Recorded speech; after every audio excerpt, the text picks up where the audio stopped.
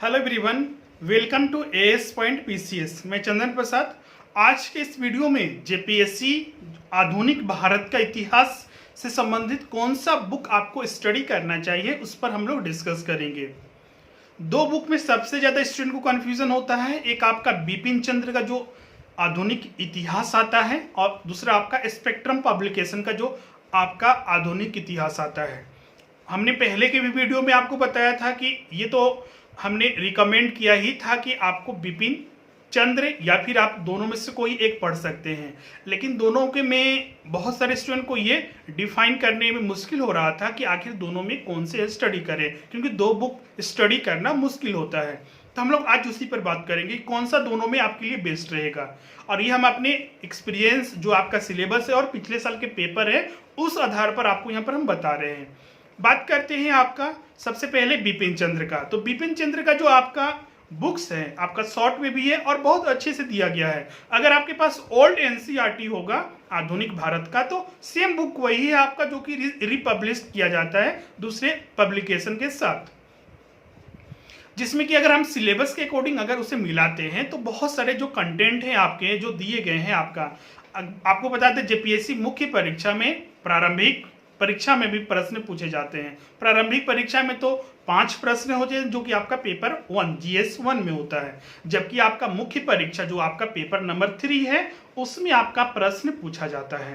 Paper 3 में आपका इतिहास से 100 प्रश्न होते हैं, जिसमें 4 सेक्शंस हैं, जिसमें कि आपका पहला जो सेक्शन होता है आपका जो प्राचीन इतिहास है, दूसरा सेक्शन जो होता है आपका मध्यकालीन इतिहास, तीसरा सेक्शन जो होता है आपका आधुनिक इतिहास, और जो चौथा सेक्शन होता है झारखंड का इतिहास, उससे प्रश्न पूछे जाते हैं।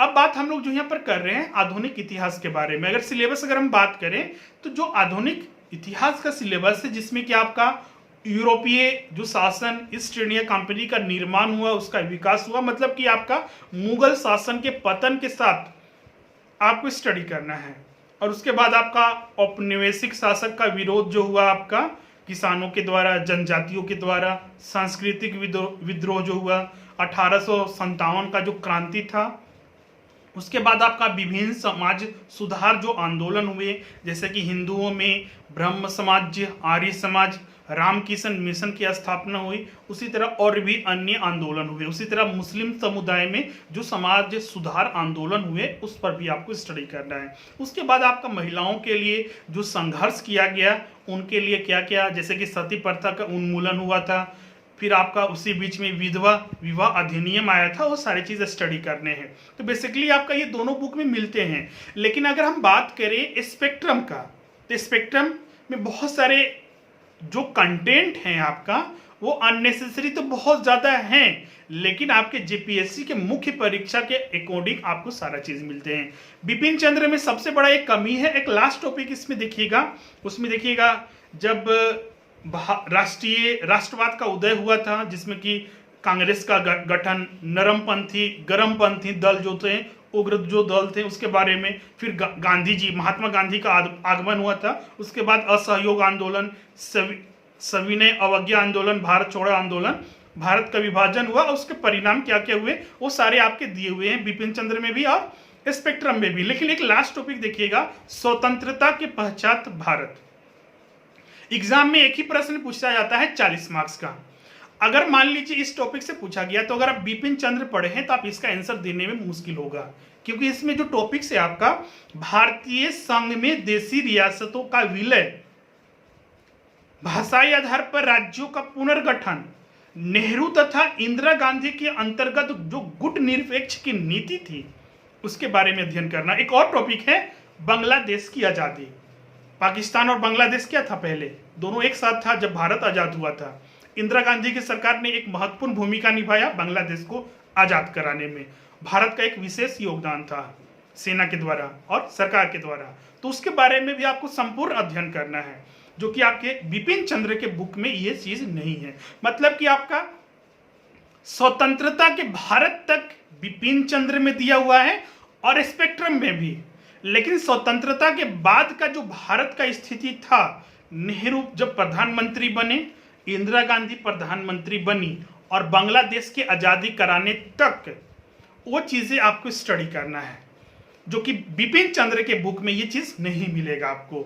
जो स्पेक्ट्रम का बुक है उसमें आपको मिलेगा। स्पेक्ट्रम के बुक में तो जो एनडीए गवर्नमेंट 2 बनी 2019 में, मई 2019 में, उसके बारे में भी जिक्र किया गया है। इंग्लिश वाले में भी, हिंदी वाले में भी नया एडिशन में एक बार चेक कर लीजिएगा, वहां तक भी अपडेटेड। लेकिन वो चीजें हमारे लिए उपयोगी नहीं है। हो सकता है कि प्रारंभिक परीक्षा में ऑब्जेक्टिव टाइप के प्रश्न पूछ दे वहां से, लेकिन मुख्य परीक्षा में वो चीजें नहीं है। एक चीज और आपको ध्यान रखना है, हमने तो सजेस्ट किया है कि आपको स्पेक्ट्रम का स्टडी कीजिए। जो पहले से मान लीजिए छात्र स्टडी कर रहे हैं बिपिन चंद्र का, तो हम क्या करेंगे, तो जो टॉपिक है उसी बुक को स्टडी कीजिए। जो टॉपिक आपका छूट जाता है या तो वो आप किसी से कलेक्ट कर लीजिए, कहीं और से उसका कलेक्शन कर लीजिए। ऐसा कभी भी नहीं कीजिएगा कि पहले से स्टडी कर रहे हैं बिपिन चंद्र, अब उसमें ये टॉपिक नहीं है तो हम एक नया बुक ले लेते हैं। वो आपके लिए बहुत ज़्यादा गलत काम होगा, तो उसको आप नहीं कीजिएगा। जो टॉपिक्स रिमेनिंग रह चुका है आप दूसरे से बुक से या फिर कहीं अपने फ्रेंड से उसको जेरोक्स करा लीजिए, कॉपी कर लीजिए, उसका नोट्स बना लीजिए, ज़्यादा सही रहेगा। जो लेने के लिए बुक सोच रहे हैं या फिर जो आप लेने वाले हैं, तो आपके लिए सही रहेगा कि स्पेक्ट्रम का बुक लीजिए। और स्पेक्ट्रम में सबसे बड़ा ध्यान रखिएगा, चाहे बिपिन चंद्र में भी, कि जो आपका सिलेबस है मुख्य परीक्षा के आधार पर वो चीज़ को फॉलो कीजिएगा। क्योंकि सिलेबस में इतने सारे टॉपिक को हटा दिया है जो कि बहुत सारी चीज़ें नहीं है, और एग्जाम में सिलेबस के अकॉर्डिंग ही पूछा जाता है। चाहे आप छठा जीपीएससी देख लीजिए या फिर पहले के परीक्षा देख लीजिए, जो सिलेबस में होता था उसी से प्रश्न पूछा जाता था मुख्य परीक्षा में। और इसमें तो एक ही प्रश्न 40 मार्क्स का पूछ देता है। अब इनमें से जो यहाँ पर कंटेंट दिया हुआ है, करीब आपका 8 से 10 कंटेंट है, उसमें से कुछ भी टॉपिक को बोल देगा कि आप इस पर अपना टिप्पणी कीजिए या फिर उसके बारे में एनालिसिस कीजिए। कुछ भी प्रश्न पूछा जा सकता है, और वो भी 40 मार्क्स का, और बहुत लंबे दीर्घात्मक तरीके से आपको वहां पर उत्तर लिखने होते हैं। इसीलिए ज़्यादा सही रहेगा कि आप अच्छे से एक ही बुक को बार बार रिवाइज कीजिए। 2 बुक्स पढ़ने की जगह या फिर 10 बुक पढ़ने की जगह है कि एक ही बुक को आप 10 बार पढ़ें, ज़्यादा सही रहेगा। तो ये चीज़ें आपके साथ हमको डिस्कस करना था आज के वीडियो में। अगर आपको वीडियो अच्छा लगता है तो जरूर इसको लाइक कीजिएगा। और अभी आपको कोई भी अदर टॉपिक में डाउट है, किसी टॉपिक के रिगार्डिंग, किसी भी कॉन्सेप्ट के रिगार्डिंग आप पूछना चाहते हैं या फिर उस पर हम वीडियो बनाएं, तो आप कमेंट बॉक्स में मेंशन कर सकते हैं। साथ ही अपना रिव्यू भी दीजिए कि आपको वीडियो कैसा लगता है। इसी आधार पर हम आगे की भी और काम करेंगे। तो आज के लिए बस इतना ही, मिलते हैं नेक्स्ट वीडियो में। Thank you everyone.